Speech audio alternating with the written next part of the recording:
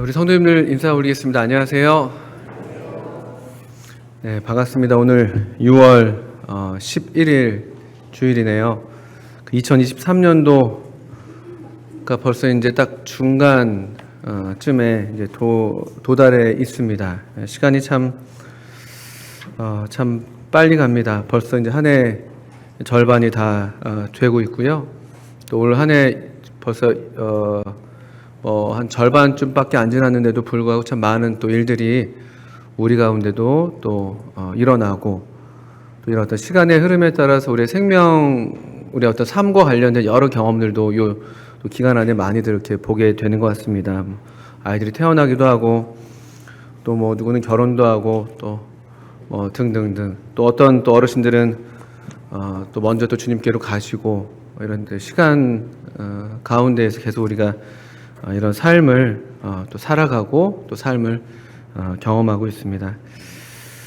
주님께서 도우셔서 저희들의 또 남은 또 시간들, 우리 짧게는 우리 2023년에 또 한 절반이 남아 있으니까 이 절반이 또 주님의 은혜로 더 또 아름답게 채워지는 그런 시간이 되면 좋겠고, 또 조금 더 멀게는 또 우리의 삶이 어떻든 어느 시점에 주님께로 이제 가게 될 텐데, 또 그때까지 우리들의 삶이 더 주님 앞에서 바른 삶이 되기를 바라는 그런 마음들도 또 한 번쯤 생각이 드는 그런 시간이 되기도 합니다. 우리 교회적으로 지금 사무엘상을 함께 읽고 있습니다. 사무엘상 7장 말씀을 한번 좀 같이 펴주시면 감사하겠습니다. 사무엘상 7장. 아시는 것처럼 사무엘상은 이제 이스라엘 역사, 또는 더 넓게 보면 하나님께서 그 인류를 경영하시는 데 있어서 또 이제 새로운 어떤 시대를 여는 그런 특별한 또 그런 시대의 기록을 담고 있는 책이죠. 그러니까 우리가 소위 말해서 이제 왕정 시대라고 부르는, 그러니까 왕을 통해서 하나님께서 이스라엘을 다스리시고, 또 이 왕정 국가 이스라엘을 통해서 또 하나님께서 이 세상을 향하신 하나님의 이 어떤 섭리를 경영하시는 그런 일들이 좀 펼쳐지고 있습니다. 그래서 이런 새로운 시대가 열린다는 게 잘 모르겠습니다. 이게 좋은 것인지 안 좋은 것인지.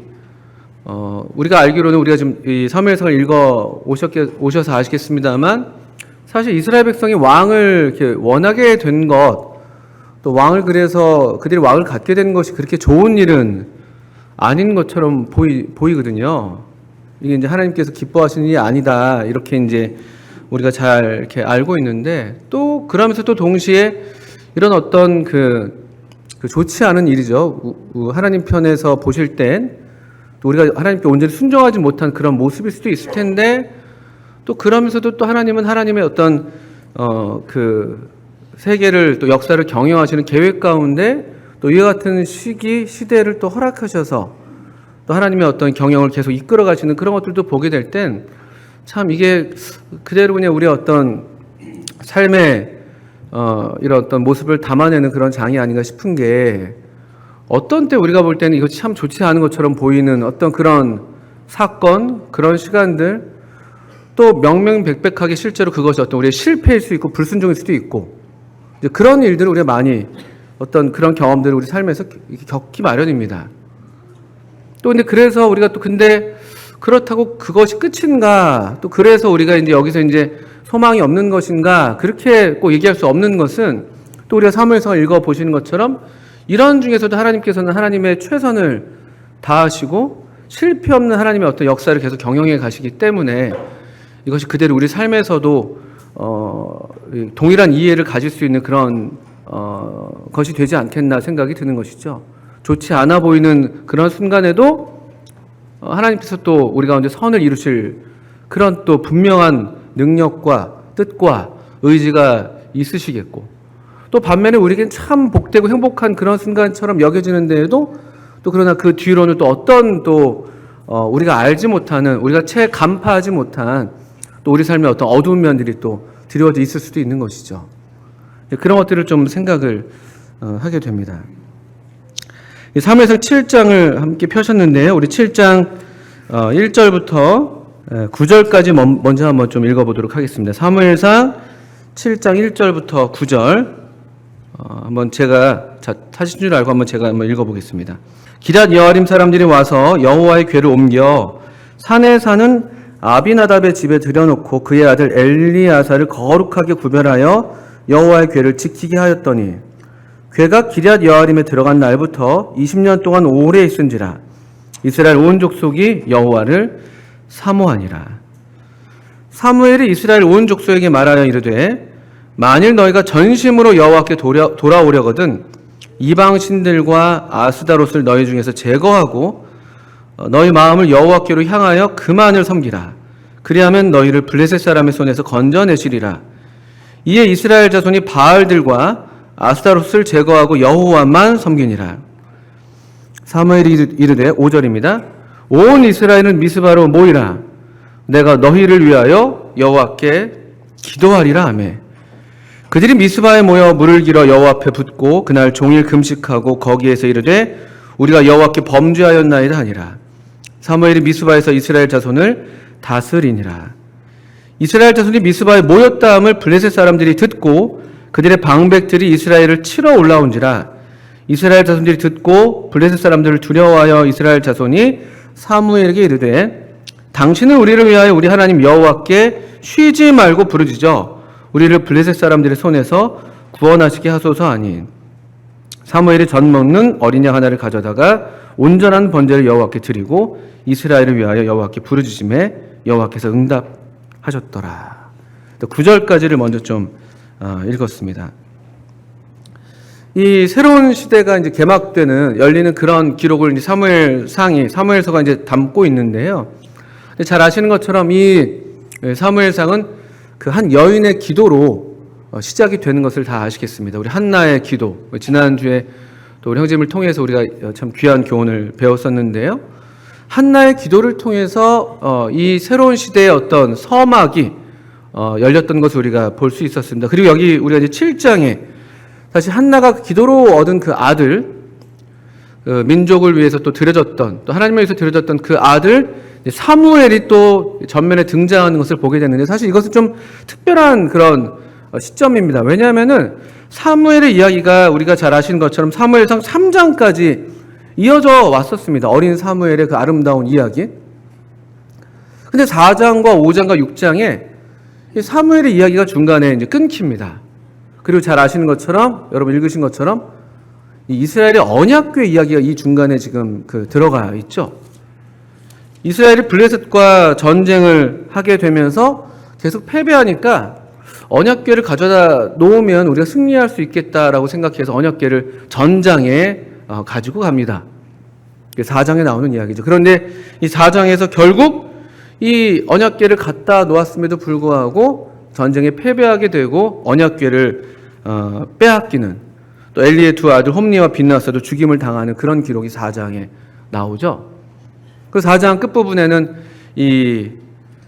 그 엘리의 며느리 또 빈나스의 아내가 이제 아이를 낳는 그런 장면이 기록되면서 아이를 낳는데 그때 이제 들려온 소식, 하나님의 언약궤가 이렇게 빼앗겼다는 그런 소식을 듣고 아주 비통한 마음으로 이스라엘에서 하나님의 영광이 떠났다라고 하면서 그 아이의 이름을 이가봇이라고 짓는 그런 장면이 4장 끝부분에 이제 기록이 되어 있죠. 그리고 5장과 6장 우리 보시는 것처럼 언약궤가 계속 이 블레셋에게 이제 건너가 있었고 빼앗긴 채로 있었죠. 그러다가 결국은 6장에서 돌아오는데 그 벳세메스 사람들에게로 이제 돌아오게 됩니다. 그 벳세메스 사람 여호사의 밭에 이제 있게 된 것이죠. 그리고 여기 6장 19절부터 21절에서 보시게 되면은 여기 뭔가 불경한 잘못된 호기심을 가졌었는지 그들이 여호와의 언약궤를 들여다본 까닭에 상당히 많은 사람들의 인명이 이렇게 앗아지는 그런 또 징벌을 당하게 되고요. 그래서 결국은 이 벳세메스 사람들도 자기들이 감당할 수 없다고 해서 이 언약궤를 이 기럇 여아림이라는 곳으로 올려 보내는 장면이 바로 이 앞에까지 나오는 이야기입니다. 그러니까 사무엘이 다시 역사의 전면에 등장하기까지, 그리고 여기 7장 2절 읽었는데요. 이 언약궤가 그래서 원래 있어야 될 자리, 지금은 그것이 이제 어디가 될지는 모르겠습니다만 원래 있어야 될 자리라고 생각되지 않는 기럇 여아림이라는 곳에 있은 지 한 20년이 된 것이죠. 7장 2절에 보신 것처럼요. 벌써 한 20년 정도의 시간이 지나 있습니다. 그리고 20년 어간에 이스라엘 백성들의 마음이 그 7장 2절 후반부에 보시면 여호와를 사모하는 그런 마음이 생겼다고 얘기가 되고 있습니다. 그러니까 모르긴 몰라도 한 20년 가까운 그런 시간이 이 7장 3절에 사무엘이 다시 등장하는 그 시점까지 좀 지났다고 우리가 이렇게 생각해도 무방할 것 같습니다. 꽤 오랜 시간이죠. 그럼 사무엘은 그 20년 동안, 20년 가까운 시간 동안 뭘 하고 있었을까요? 어떻게 지냈을까요?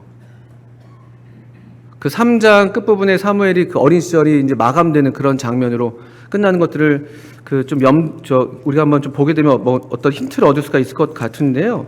3장 끝부분에서 3장 20절에 보시면 단에서부터 브엘세바까지 온 이스라엘이 사무엘은 여호와의 선지자로 세우심을 입은 줄을 알았더라.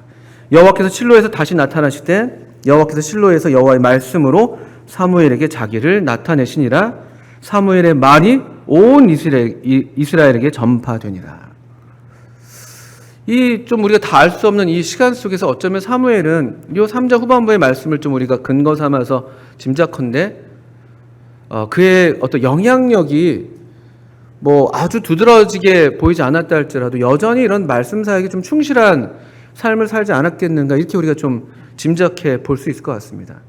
왜냐하면 이 7장 2절에 이스라엘 백성들의 마음이 뭔가 하나님을 향해서 사모하는 마음이 생겼을 때 사무엘이 그것을 감지했는지, 또 그래서 그런 어떤 태도, 무언가 어떤 것들이 태동되고 있었을 때에 사무엘이 그들 앞에 다시 나타나서 그들에게, 온 족속에게 어떤 말씀을 하는 걸 봐서는 여전히 비록 언약궤는 빼앗겨 있었을지 하더라도 뭔가 이 이스라엘 백성, 이스라엘 이 민족의 질서가 뭔가 좀 어그러져 있었다 할지라도 여전히 좀 묵묵하게 충성스럽게 사무엘은 그의 직분을 잘 감당하고 있었지 않았을까, 이런 좀 짐작을 해보게 되는 것이죠. 그리고 또는 이 7장 2절의 이 끝부분의 말씀이 좀 정확하게 우리가 의미를 파악하기 어려운 말씀인데, 대개는 어쨌든 우리말 번역한 대로 그냥 사모하니라 이렇게 번역이 많이 되어 있고요. 또는 통곡을 했다 이렇게도 번역을 하는 성경도 있습니다. 빼앗긴 언약궤로 인해서 이스라엘 백성들이 마음이 아주 뭔가 간절하고 비통해하고, 그 4장에서 그 비느하스의 아내가 죽어가는 건 아니었죠. 출산하면서 가졌던 그런 비통함과 거의 동일한 그런 비통함을 마음에 품고 있었던 것을 보게 되는데, 이거 상당히 좋은 사실 징조이죠. 빼앗긴 언약궤로 인해서 마음의 어떤 그런 슬픔과 비통함과 또 어떤 사모함을 갖고 있는 그런 마음의 상태를 우리가 엿볼 수가 있는데, 그러니까 아주 암흑한 그런 시대라고 우리가 보여지는 그런 4장과 6장의 그런 기록을 우리가 지나왔는데도 여전히라기보다는 여기 다시 또는 아직 이스라엘 백성들의 마음에 하나님을 향한 사모함이 있다는 것, 어쩌면 그것은 또 우리가 다 알지 못하지만 이런 사무엘의 어떤 말씀 사역의 하나의 그 영향이 아니었을까. 보이진 않지만, 아주 두드러지진 않지만 신실하게 하나님 말씀을 계속 증거했던 그의 사역으로 인해서 비록 아주 희미하지만, 우리 맥이라고 그러나요? 그 맥이 굉장히 희미하게 잡히는 경우들이 있잖아요. 몸이 이제 허할 때. 그럴지라도 뭔가 뛰는 것 같지 않은데도, 다 죽은 거 아닌가 이런데도 가만히 손을 대보니까 갑자기 한 번씩 뛰는, 아직 뭔가 살아있는, 마치 그 사무엘상 그 앞에서도 그 여호와의 말씀이 희귀하던 그때에 하나님의 등불이 아직 꺼지지 않았던 것처럼 여전히 하나님의 등불이 지금 그 하나님의 임재를 상징하는 언약궤가 빼앗겨 있는 상태에도 불구하고 이스라엘 백성들이 그 어떤 이 언약궤, 하나님의 임재, 또 하나님 자신을 향한 그런 어떤 갈망, 그런 소망이 여기 이어지고 있다는 것은 하나의 이제 어떤 새로운 사건의 태동을 보여주는 것이죠. 이런 질문을 좀 이렇게 스스로에게 하게 됐어요. 이 말씀을 읽는데, 이스라엘 백성 참 부족한 게 많지만 참 제게 이제 교훈이 되고 도전이 된 것이 무엇이었냐면, 빼앗긴 언약궤로 인해서 이스라엘 백성들이 이렇게 사모하는 심령을 가졌었는데 나는 어떠한가? 또는 내 언약궤는 지금 어디 있는가? 잘 있는가? 하나님의 임재가 내게 지금 있는가? 하나님의 임재가 어디 있는지도 모른 채 그냥 이 시간들을 계속 그냥 보내기만 하는 건 아닌가? 또는 그게 좀 내게서 없는 것들, 하나님의 임재가 내게서 좀 이렇게 거리가 멀어져 있는 그런 어떤 우리의 감각, 그런 느낌들이 영적으로 다 있을 수 있잖아요. 그럴 때. 근데 그럼에도 불구하고 그냥 계속 그냥 시간 가는 대로 그냥 사는 것인가? 아니면 여기 이스라엘 백성들이 그랬던 것처럼 그것에 대해서 이 여호와를 사모했다는 그 말씀처럼 우리 안에도 내 안에도 이런 사모함이 있는가? 이게 저한테는 하나의 좀 질문으로 다가왔어요. 근데 언약궤는 지금 어디에 있는가? 그 있어야 할 곳에 있는가? 원래 그 성소에, 그 지성소에, 그 가장 내밀한 곳에 있어야 될 그 언약궤가 지금 내 삶의 어떤 가장 그 중심에 자리하고 있는가? 아니면 나도 모른 채 빼앗겼든지 어디다 흘려놓고 그냥 그것도 모른 채 그냥 지내고 있는 건 아닌가? 이런 질문을 늘 좀 해보게 되죠. 근데 그런데 좋은 징조입니다. 하나님의 임재의 부재를 깨닫고 그것을 위해서, 그것 때문에 마음의 비통함을 품는 그런 마음, 이건 좋은 마음이죠. 그런데 우리가 이제 7장 3절 이후로 우리가 읽었는데요, 그 마음으로 충분하지가 않은 것을 보게 돼요. 어떤 이런 사무엘 영적인 어떤 지도력이 하나의 좋은 단면을 보게 되는 것인데, 하나님께서 우리 가운데 남겨두신 어떤 그런 하나님의 은혜의 불씨들이 있죠. 또 그래서 우리 가운데 어떤 또 하나님의 어떤 역사가 아주 희미하지만 그것들이 감지될 때가 있습니다. 근데 이제 그럴 때 그냥 그것을 그냥 흘려보낼 것이냐, 아니면 그냥 그냥 별것 아닌 것처럼 그냥 넘길 것이냐, 이럴 수도 있는 반면에 사무엘이 했던 것처럼 그 작은 불씨, 이 여호와를 향한 어떤 이 사모심, 이 작은 어떤 태동을 감지하고 그것으로부터 더 분명한 어떤 하나님 백성의 어떤 회복과 또 생명의 어떤 그 생명력을 다시 얻는 그런 대로 이끌어낼 수 있는가는 좀 다른 문제가 되는 것이죠. 언제고 하나님의 백성들에게 완전히 하나님의 백성들을 소멸하는 그런 경우들은 되게 없습니다. 하나님이 진노하시는 중에라도 긍휼을 잊지 않으시는 분이시고, 이스라엘 백성을 다 그렇게 포로로 내보내면서도 그루터기는 남겨두시는 분이시거든요. 근데 그 그루터기를 보고 어떻게 할 것이냐 좀 다른 문제가 되는 것이죠. 하나님은 남겨두시는데 하나님의 백성들에 대한 기대와 소망이 끊이지가 않는데 우리는 어떻게 그것을 반응할 것인가, 이제 이게 하나의 문제가 될 것입니다. 그냥 여기에서 그냥 좌절하고 똑같이 아유 끝났어 이스라엘, 언약궤를 빼앗겼으니 이젠 소망이 없지. 우리가 우리 자신의 삶을 볼 때도 그럴 수 있지 않습니까? 아유 그냥 내가 좀 한다고 했는데 난 안 되네. 또 예수 믿는다고 좀 잘 믿어보려고 했는데 삶에서 회사에서 안 되네. 가정에서 매번 이렇게 또 실패하네. 이게 내 가족들이 나를 향해서 예수 믿는다면서 어떻게 그럴 수가, 이런 말 듣는데 나는 안 되겠다. 이렇게 그냥 끝날 것인가? 근데 그럼에도 불구하고 우리 마음 가운데 우리가 거듭난 성도라면 우리의 삶에 대해서 어떤 그런 충분하지 못한 성령님의 기대이기도 하고 우리가 동일한 기대를 품어서 그러기도 한 것인데요, 정말 그리스도인으로서 내가 살아야 될 어떤 삶에 대한 소망이 여전히 있다면, 또 그런 삶에 대한 사모가 여전히 있다면 사실 거기에서 그냥 주저앉을 일이 아닌 것이죠. 매번 거기에서 그냥 왔다 갔다 하면서 그냥 맨날 주저앉고 또 하고 또 이런 정도가 아니라는 것이에요. 그러니까 사무엘은 민족을 그렇게 인도했지만 이것이 그대로 우리 개인에게도 적용될 수가 있을 텐데요. 3절을 보십시오. 사무엘이 이런 어떤 이 여호와를 사모하는 그 온 족속에게 이 20년이 되는 해에 우리가 이제 시간 순서를 그대로 이제 받아들인다고 할 것 같으면요, 어떤 시점에서 이제는 지금은 그냥 이러고 있을 때가 아니다. 지금 20년째 이러고 있는데 그냥 이 정도로 우리가 머물 때가 아니다라고 어떤 하나님으로부터 어떤 그런 그 지시가 있으셨는지 아니면 마음에 그런 감동이 있었는지 모르겠습니다만 3절에 사무엘이 이제 다시 등장하는 거예요. 사무엘 3장을 끝으로 해서 한동안 역사의 뒤편에 있었던 사무엘이 다시 전면으로 등장하는데 사무엘이 온 족속에게 말하여 이르되, 이 메시지를 잘 보십시오. 사무엘이 메시지를 주는 거죠. 만일 너희가 전심으로 여호와께 돌아오려거든. 사무엘이 이스라엘 백성의 소원을 알고 있었어요. 여호와를 사모했다는 그 마음이 어떤 마음이냐면요, 하나님께로 돌아오고 싶은 거예요. 하나님께로 돌아오고 싶은 거예요. 이 빼앗겼던 언약궤를 다시 회복하고 싶은 것, 다시 하나님의 임재 가운데 내가 있기를 원하는 것, 다시 하나님이 우리 이 개인의 삶에, 가정의 삶에, 우리 민족의 삶에 하나님께서 우리를 아주 가까이서 함께 하시면서 다스리시기를 바라는 그 마음의 소원을 사무엘이 감지했습니다.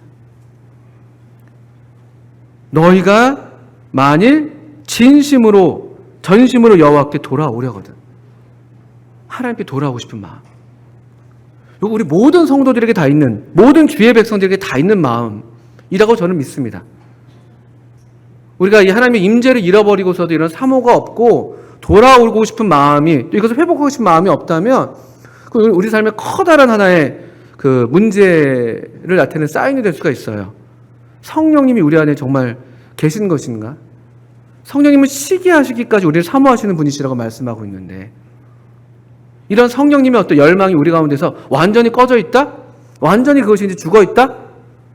글쎄요, 그거 굉장한 사실은 위태로운 상황이 될 수가 있겠죠. 또는 정말 그렇다면 성령님이 그 안에 계신 그 분이신지 우리가 생각해 볼 수도 있는 그런 문제입니다. 하나님의 임재가 없이도 아무런 삶의 문제의식을 갖지 않고 회복에 대한 어떤 소망도 없고, 그 문제죠. 그렇지만 이제 사무엘은 이스라엘 백성에게 나타나는 그런 어떤 마음, 그 마음의 중심을 알고 있었고 감지해서 그 마음이 무엇인가 봤더니만 여호와께 돌아오고 싶은 마음이 있는 것이죠. 여러분, 누가복음 15장에서 탕자의 이야기를 잘 알고 계시지 않습니까? 탕자가 허랑방탕하게 아주 먼 곳에 가서 살았어요. 물론 그가 이제 잘 살았으면 또 거기에서 그냥 계속 살 수도 있었겠지만, 그가 어떤 그 결핍을 경험하고 삶의 실패와 좌절을 경험했을 때, 그때 그가 떠올렸던 것이 아버지 집이에요. 아버지 집. 내 아버지 집에는. 이게 대단한 거예요. 탕자가 만약에 아무리 방탕했다 할지라도 그 집 아들이 아니었다면 이런 생각 할 수가 없는 거예요. 그렇지 않습니까? 그 집이 나랑 무슨 상관인데요. 근데 그가 아무리 방탕하고 아무리 떠나 있었다 할지라도, 그러나 지울 수 없는, 어떻게 해서든 그것을 어떻게 할 수가 없는 한 가지가 있다면 그가 그 아버지의 아들이라는 것이죠.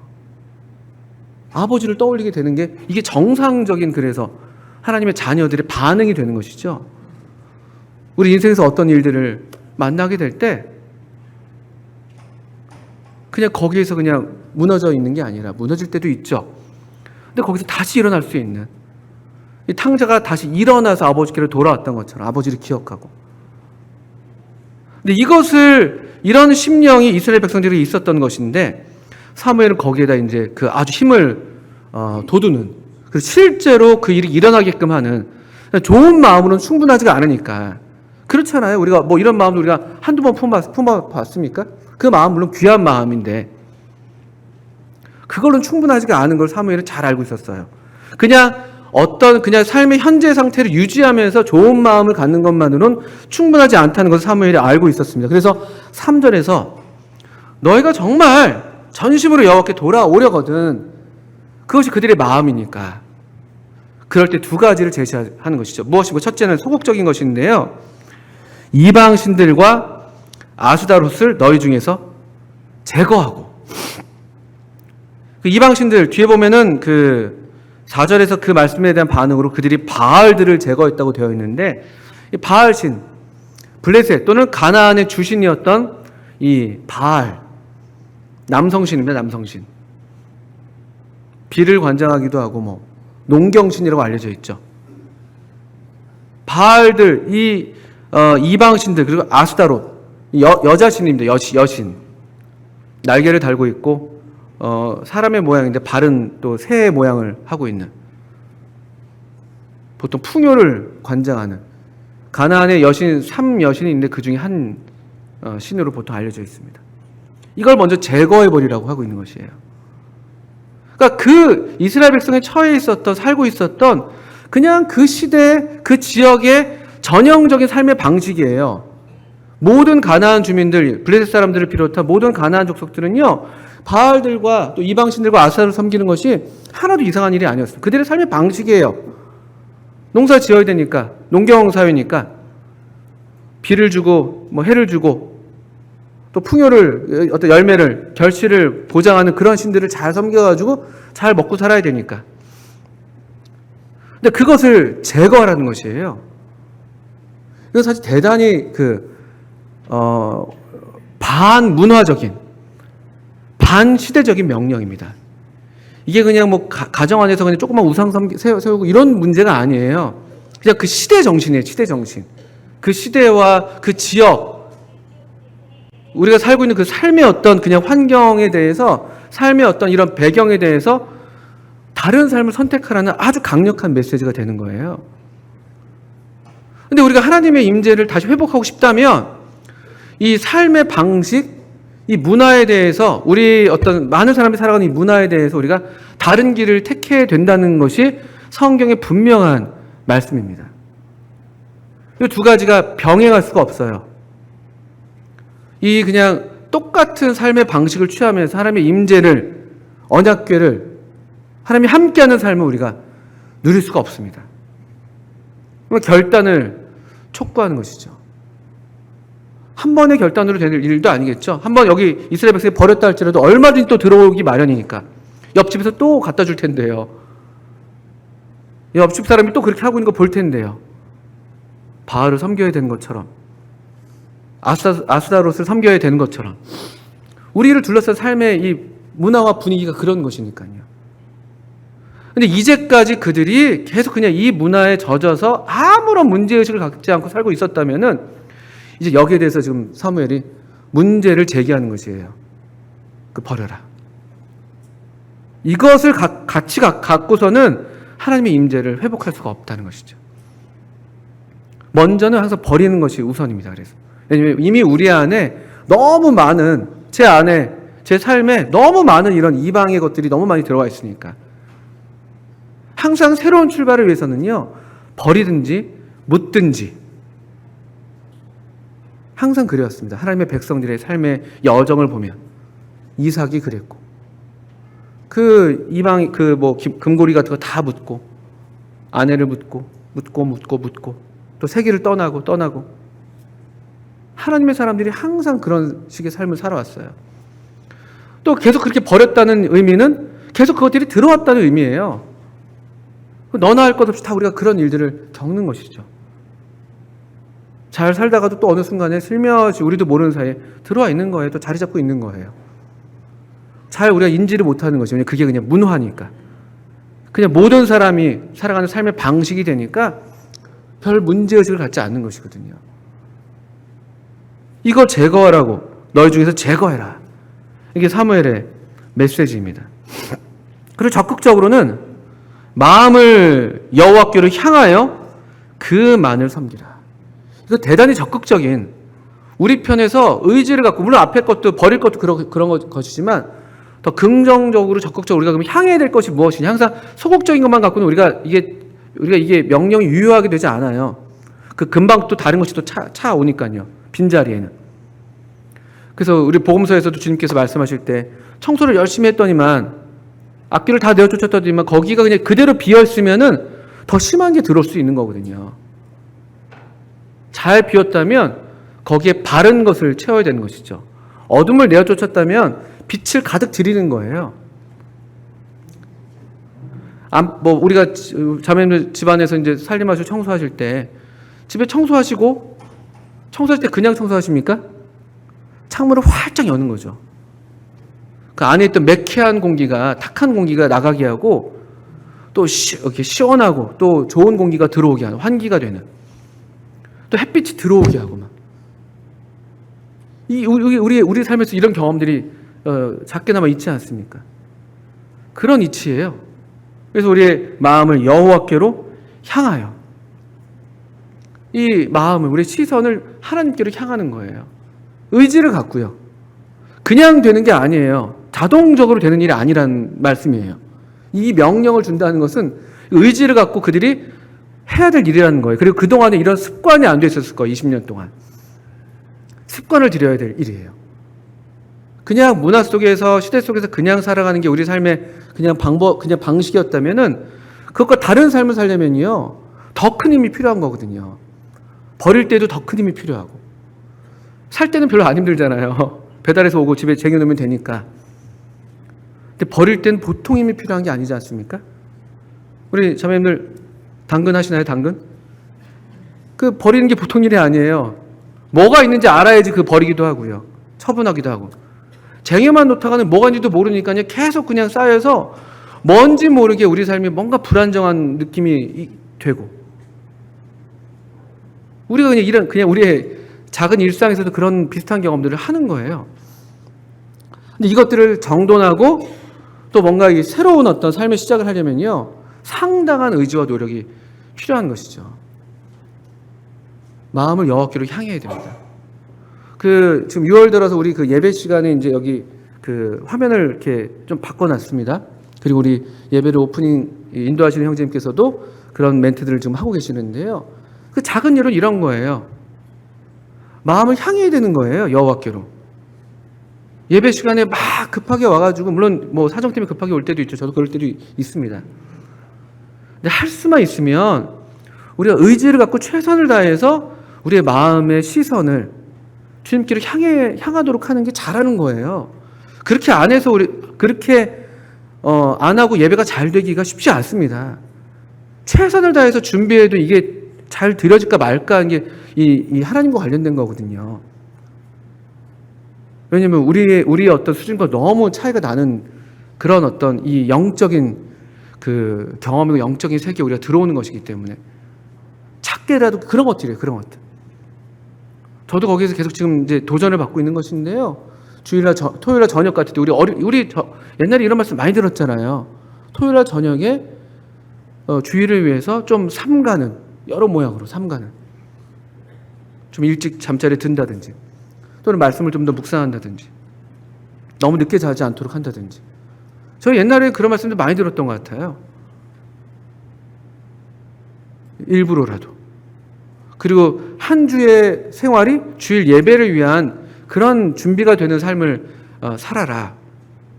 이런 말씀들을 우리 많이 들었었어요. 그래서 물론 뭐 삶의 예배가 중요하지 않다는 게 아니라, 이 주일에 한 번, 이게 특별해서 그렇다기 특별하기도 하죠. 특별하기도 합니다.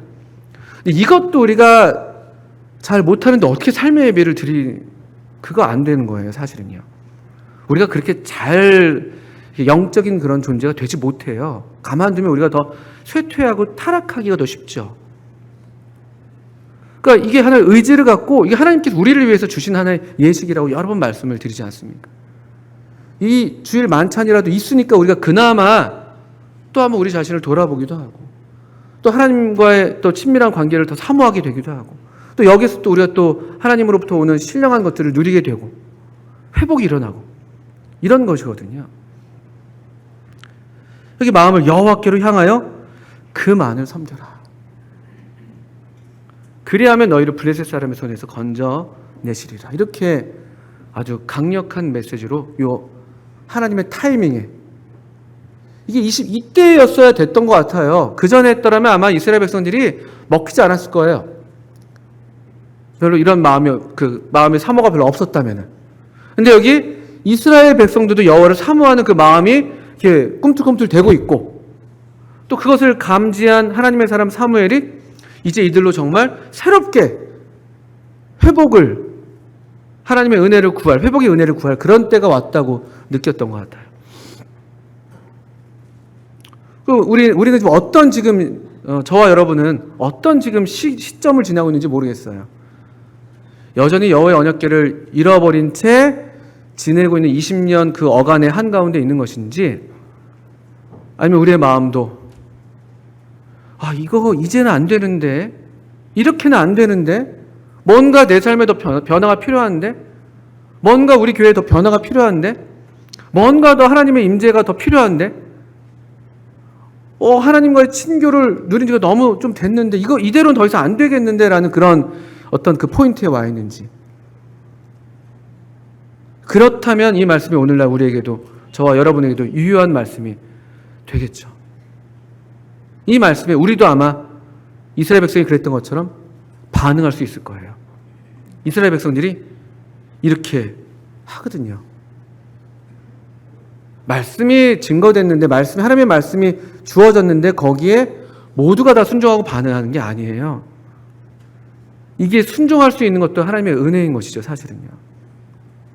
얼마나 무수한 하나님의 말씀들이 그 때를 따라서, 때를 얻든지 못 얻든지 간에 또 우리에게 계속 증거됩니까? 근데 우리의 마음이 그 좋은 땅과 같은 마음밭이 되지 않고서야 사실 이 말씀들이 계속 튕겨져 나가는 것이거든요. 악한 자가 와서 또 그 말씀을 그냥 채 가는 거거든요. 그런 우리 마음 상태라면 그게 무서운 거죠, 그게. 제 마음이 그렇다면은 제가 하나님 말씀을 읽는데도, 하나님 말씀을 듣는데도 그냥 별로 이게 착한 마음으로 그걸 받지를 못하고 결실하지 못한다면, 그런 마음 상태가 제 마음이라면 그게 가장 무섭고 두려운 일이죠. 시간 문제잖아요. 이 황폐함이 그냥 얼마나 더 심해질 것인가. 근데 여기 하나님의 은혜가 여기 있습니다. 7장 4절에 이에 이스라엘 자손이 바알들과 아스타롯을 제거하고 여호와만 섬기니라. 참 놀라운 하나님의 역사, 하나님의 은혜가 이들 가운데 지금 임한 것을 우리가 보게 되는 것입니다. 이런 어떤 하나님의 백성 가운데서 나타나는 하나의 순종이 일어나는 것은 아주 강력한 하나님의 은혜의 증거입니다.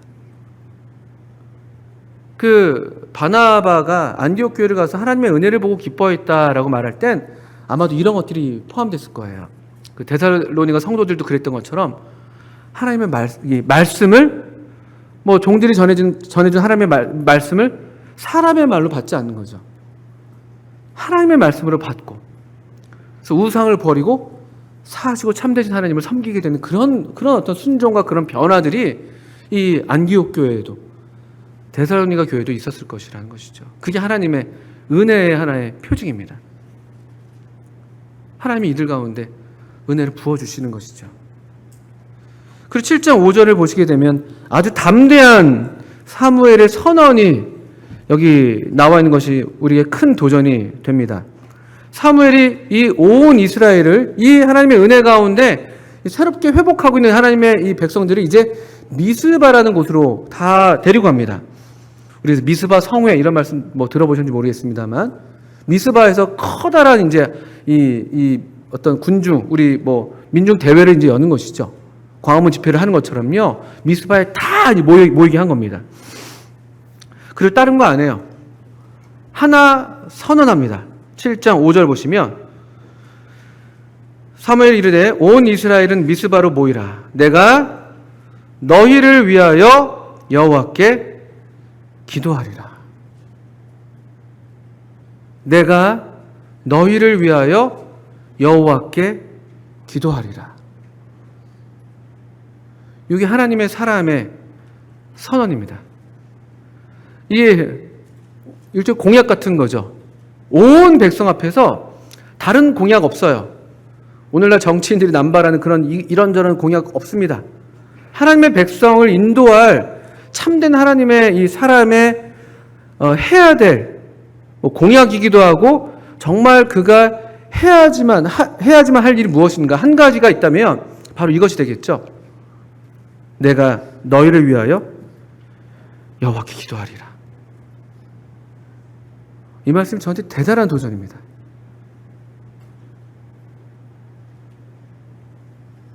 나는 우리 교회를 위해서, 또는 저에게 부탁된 청년들을 위해서 난 이렇게 선포할 수 있는가? 나 이렇게 하고 있다고 고백할 수 있는가? 이거 얼마나 담대한 선언이에요. 사무엘은 아는 거예요.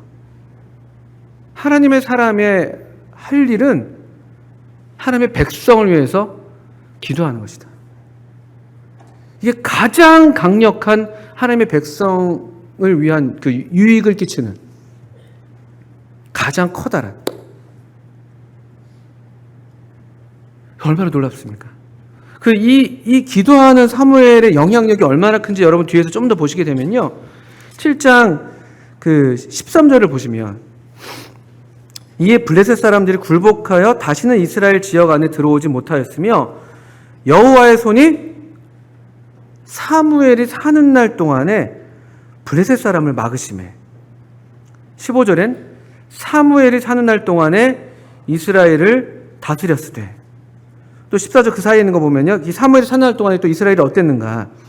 블레셋 사람들이 이스라엘에게 빼앗았던 성읍이 에그론부터 가드까지 이스라엘에게 회복되니 이스라엘이 그 사방 지역을 블레셋 사람들의 손에서 도로 찾았고 또 이스라엘과 아모리 사람 사이에 평화가 있었더라.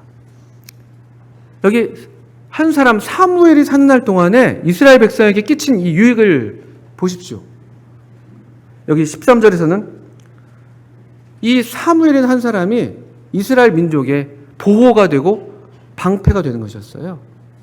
사무엘이 사는 날 동안에는 이스라엘 백성을 막으셨어요, 하나님이. 또 사무엘이 사는 날 동안에는요, 빼앗겼던 성읍들이 회복됩니다. 14절에 보시니까. 에그론부터 가드까지 다 이스라엘에게 회복이 돼요. 사무엘은 기도하고 이스라엘 백성을 다스렸거든요. 그리고 또 14절 후반부에 보니까 평화가 있고, 백성의 평화와 하나님 백성의 평화 안녕이 누구한테 지금 달려 있습니까? 사무엘에게 달려 있었던 거예요. 이게 오늘날 우리에게 어떻게 이게 교훈이 되고 적용이 될 수가 있겠습니까?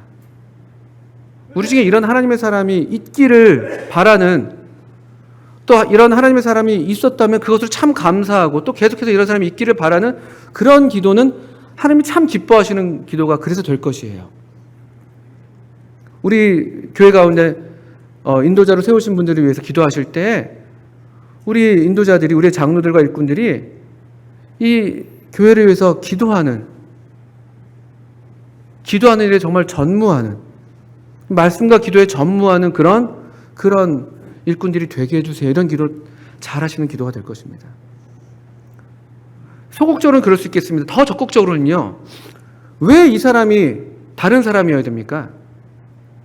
우리가 이런 사무엘 같은 위대한 사람이 되는 것을 우리가 꿈꾸진 않는다 할지라도 그걸 우리가 바란다고 되는 게 아닐 테니까요. 왜 우리라고 내가 너희를 위하여 여호와께 기도하리라, 이 말 왜 우리라고 못하겠어요? 우리 성도님들이 왜 못하겠습니까? 우리 기도의 분량이 좀 작을 수는 있겠지만 우리 모든 성도님 다 이 같은 사무엘의 똑같은 이런 선언과 고백을 우리 다 할 수가 있습니다. 내가 기도합니다. 이게 그냥 우리 보통 그냥 우리 입버릇처럼 그냥 기도할게요 이런 게 아니라 정말 제가 기도합니다. 그래서 우리가 나를 위해서 기도하는 분이 계셔, 이분은 정말 기도하는 분이야 라고 우리가 인정하고 알만한 분이 우리 가운데 많다면, 우리 대부분이 그런 분들을 우리에게 서로에게 인식되고 있다면 얼마나 큰 힘이 되겠어요. 기도 제목 내는 걸 어려워할 필요가 없는 거죠. 기도해야 될 거 아니겠습니까? 저는 전에 이제 제가 기도를 잘 몰랐을 때에는 그냥 뭔가 기도 제목 부탁하는 게 조금 좀 민망하기도 하고 좀 짐을 지우는 것 같기도 하고 그런 마음이 들기도 했어요. 또 실제로 제가 기도를 안 해서 아마 그랬을지도 몰라요. 기도 제목을 받아도 잘 안 해버릇하니까 그냥 또 이런 소식 너무 많이 이렇게만 느꼈던 적이 있었으니까요. 부끄럽게도. 근데 점점 이 성도들의 기도의 어떤 힘을 저도 누리고 그걸 더 확신하게 되면서 기도 제목 이거 내셔야 되는 거예요. 기도할 일이 있으시면요. 어려워할 일이 아니세요. 우리가 기도하는 백성들로 부름받은 사람들이거든요.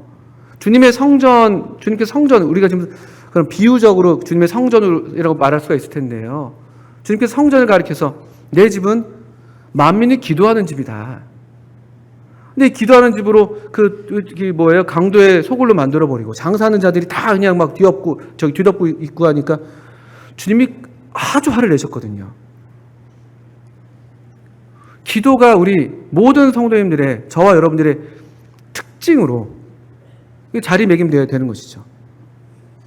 우리가 교회적으로 기도하는 그런 기도 모임들, 수요 집회가 그런 기도 모임이 될 텐데요. 여기 함께하지 못하신다 할지라도 저도 이 부분에 저에게 교훈이 된 것들을 그냥 나누는 것입니다. 제가 잘해서 드리는 말씀이 아니라 기도하는 것이죠. 기도의 힘을 믿는다면 교회가 기도할 때 얼마나 위대한 일이 일어나는지 우리가 정말 믿는다면 우리가 기도하는 우리 기도를 들으시는 분이 정말 전능하신 하나님이심을 믿는다면 우리 얼마나 이 기도하는 일에 우리 자신이 더욱 즐겁게 기쁘게 드려줘야 되겠습니까? 내가 너희를 위하여 여호와께 기도하리라. 얼마나 안심이 되는 말이에요. 우리 서로를 향해서 형제님, 제가 형제님 위해서 기도하고 있어요. 저도 그런 말로 위로받은 적이 한두 번이 아니거든요. 그래서 기도 부탁을 하는 거예요. 점점 더. 그냥 뭐 예의상 뭐 소식 전하려고 하는 게 아니라 정말 성도님들이 기도하면 그 능력이 있으니까. 내가 뭘 해서 하는 게 아니니까. 그렇지 않습니까? 저희 자녀들에게 기도 부탁하는 거예요. 막. 아빠를 위해서 기도해라. 기도하죠. 주문 같은 기도들 합니다. 로봇 같은 기도들. 뭐 어때요? 안 하는 것보다 100배 낫죠. 안 그렇겠습니까? 그런데 우리가 더 진심으로 중심으로 또 기도한다면 얼마나 더 능력 있는 기도가 될 수가 있겠습니까? 사무엘의 지도력은 기도에서 나온 것으로 보여요. 6절을 보시면 다시 좀 앞으로 넘겨오시면 내가 여호와께 기도하리라 이렇게 선언한 다음에 6절 맨 끝에 보니까 이때야 비로소 사무엘이 미스바에서 이스라엘 자손을 다스리니라. 물론 그전에도 다스리지 않았다는 건 아니겠지만 기도하는 사람으로 이 사무엘이 이스라엘 백성들 앞에 나타났을 때 그의 지도력이 정말 이제 힘있게 나타나는 것이죠. 그 다스림이 이제 실효가 있게 되는 거예요. 실제 그 다스림을 이스라엘 백성들이 인정하고 받아들이고 있는 그런 모습으로 보여요. 또 그래서 8절에서 보시게 되면 이렇게 기도하게 될 때 이렇게 하나님의 백성들이 하나님의 은혜로 새로워질 때 항상 대적이 공격합니다. 블레셋 사람들이 가만히 있다가요. 미스바에 이스라엘 자손이 모였다함을 듣고 쳐들어와요. 이건 항상 우리가 얘기할 수 있는 그런 하나의 영적인 현상이죠.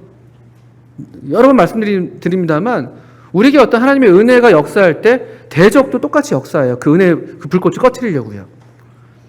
근데 이 이스라엘 백성들이 아주 잘한 게 있어요. 8절 보니까 물론 그들이 군사력을 어찌할 수 없었겠습니다만 이스라엘 자손이 사무엘에게 이르되 당신은 우리를 위하여 우리 하나님 여호와께 쉬지 말고 부르짖어 우리를 블레셋 사람들의 손에서 구원하시게 하소서 하니. 이게 백성들이 지도자에게 구해야 될 마땅한 것이죠. 나가서 좀 싸우세요. 사무엘 큰일 났어. 좀 나가서 좀 싸워봐. 삼손처럼 너도 한번 해봐. 이런 얘기가 아니에요. 지금 네가 싸우라가 아니라 사무엘 기도해 주세요. 당신이 기도해 줘야지 우리가 구원을 얻을 수가 있겠습니다. 아주 정상적인 모습이라고 저는 여겨져요. 백성들이 지도자들에게 구해야 될 마땅한 일이 있다면 우리를 위해서 기도해 주십시오. 그러니까 기도하지 않는 죄가 기도에 태만한 것이 가장 큰 죄예요. 사무엘이 이걸 아주 인지하고 있었기 때문에 사무엘상 12장인가요? 거기에서도 내가 너희를 위해서 기도하기를 쉬는 죄를 범하지 않겠다 이렇게 얘기하죠. 물론 다른 면에서 죄가 없다고 자신의 간증을 이제 얘기하죠. 내 평생에 뇌물 받은 것도 없고 뭐 토색한 것도 없고, 그리고 내가 너희를 위해서 기도하기를 쉬는 죄를 내가 범하지 않겠다. 이게 얼마나 아름다운, 그러니까 이스라엘 백성이 이 어떤 그 하나의 이제 새로운 공동체로 섰는데 아주 아름답고 이상적인 그런 모습이라고 여겨지는 것이죠. 사실 이렇게만 됐다면 왕정이 필요 없습니다. 하나님이 그들을 다스리시고, 하나님의 백성들은 하나님께 전심을 다해서 하나님께로 돌아오고 있고, 하나님의 사람, 기도하는 사람이 하나님의 백성들을 기도 가운데 인도하고 있고 다스리고 있고, 집에서든 어딜 뭐 순회를 하면서도 집에 와서든지 사무엘이 평생 다스렸거든요. 그 말인즉슨 어떻게 집에서 다스릴 수가 있겠습니까? 어디서든 기도한다는 거죠. 어딜 가든지 백성들을 위해서 기도하는, 얼마나 아름다운 그런 모습인지. 그런데 이스라엘의 타락은 여기서 벗어나는 거예요. 8장에 가시면 이스라엘이 이제 사무엘에 문제가 생긴 게 뭐였냐면, 사무엘이 늙었는데, 이 하나님의 사람이 늙었고 사무엘의 아들들이 그만큼 되지 못했잖아요. 그러니까 이스라엘 사람들이 왕을 구하는데, 이 아까 7장 8절과 대비되는 게 8장 20절 보시면, 이게 이제 하나의 영적인 타락의 모습이에요. 8장 20절에 보시면, 우리도 다른 나라들 같이 되어 우리의 왕이 우리를 다스리며 우리 앞에 나가서 우리의 싸움을 싸워야 할 것이니이다 하는지라. 여러분, 7장 8절과 이게 대비되는 모습이잖아요. 똑같이 전쟁의 위협이 있는데 그들이 온전한 상태에 있었을 때는 하나님의 사람에게 기도를 요청하는 반면에, 그들이 다시 다른 나라들과 같이 되어라고 다시 그 세상 문화에 다시 또 순응하는 그런 모습, 그 바알들과 다롯을 다시 드리는 그런 모습이죠. 그렇게 될 땐 다시 이들이 타락하게 되는데 이 왕을 구하는 거예요. 근데 왕이 하는 일이 뭐냐 보니까 기도하는 게 아니에요. 백성을 위해서 기도하는 어떤 누군가가 아니라 대신 싸우는. 이 말의 요구의 뒤엔 뭐가 있는 거예요? 우리는 안 싸운다는 거예요. 우리는 하나님의 싸움에 동참하지 않을 거고, 우리가 잘 세운 그냥 왕 하나 세워서 그가 우리를 대신 싸우게 하는, 우리 앞에 나가서 우리의 싸움을 그로 싸우게 하는. 그리고 우리가 이런 말씀을 이렇게 대하면서 또 저와 여러분이 하나님께서 우리에게 주시는 말씀으로 받게 되기를 바랍니다. 내가 여호와께 기도하리라. 이 말이 우리의 말이 될 수 있기를, 저의 고백이 될 수 있기를, 내가 여호와께 너희를 위하여 기도하노라. 성도님 걱정 마세요. 제가 기도할게요. 형제 걱정하지 마. 내가 기도할게. 우리가 기도하고 있어. 잘 될 거야. 이게 막연한 그냥 희망 고문이 아니라 정말 기도의 응원, 또 기도의 싸움, 기도로 얻는 승리, 기도로 세워지는 하나님 나라, 이 정말 참된 왕국, 하나님이 정말 왕이 되시고 서로를 위해서 기도하는 하나님의 사람들로 가득한, 이게 하나님이 바라셨던 참된 왕국이겠죠. 우리 하나님의 교회가 이와 같은 하나님의 백성들로 드려지고 또 나타나서 하나님의 임재가 다시 우리 가운데 충만하게 나타나게 되길, 또 우리 모든 성도님의 삶이, 저와 여러분의 삶이 그런 임재의 축복 가운데 거하는 삶이 되기를 바랍니다. 함께 기도하겠습니다.